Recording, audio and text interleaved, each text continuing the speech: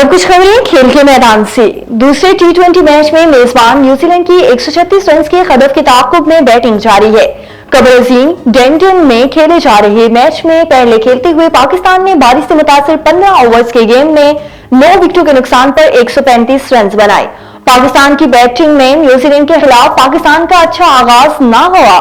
पहली wicket 1 run पर गिरी, जबकि ओपनर हसन नवाज 0 पर आउट हो गए, जिसके बाद मोहम्मद हारिस भी ज्यादा देर तक क्रीज पर ना ठहर सके और 19 की मजमू पर 11 रन बनाकर पेविलियन लौट गए। पाकिस्तान को तीसरा नुकसान 50 रन पर हुआ जब इरफान खान 11 रन बनाकर आउट हुए, जबकि कौमी टीम की तीसरी के बाद चौथी विकेट 52 पर गिर गई। खुशदिल शाह सिर्फ 2 रन बनाकर चलते बने। इंटरनेशनल क्रिकेट काउंसिल आईसीसी ने चैंपियंस ट्रॉफी 2025 की 10 बेहतरीन डिलीवरीज की फहरिस्त जारी कर दी।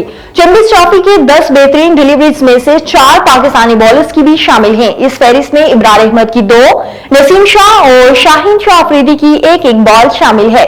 न्यूजीलैंड के डेवन कानवे और भारत के शबनम गुल के खिलाफ इब्रार अहमद की गेंद बेहतरीन डिलीवरीज में शामिल है। आगे बढ़े आपको बताएं कि नेशनल टी20 कप में ट्रेनिंग के दौरान फाटा रीजन के खिलाड़ी आसिफ अफरीदी जख्मी हो गए। पाकिस्तान क्रिकेट बोर्ड में पीसीबी ने आसिफ अफरीदी के ट्रेनिंग के दौरान जख्मी होने की तस्दीक कर दी और कहा कि खिलाड़ी के कसाफी स्टेडियम में ट्रेनिंग सेशन के दौरान दाएं आंख पर गेंद लगी है। मेडिकल रिपोर्ट से आसिफ अफरीदी की आंख के करीब की हड्डी में फ्रैक्चर की तस्दीक हुई है।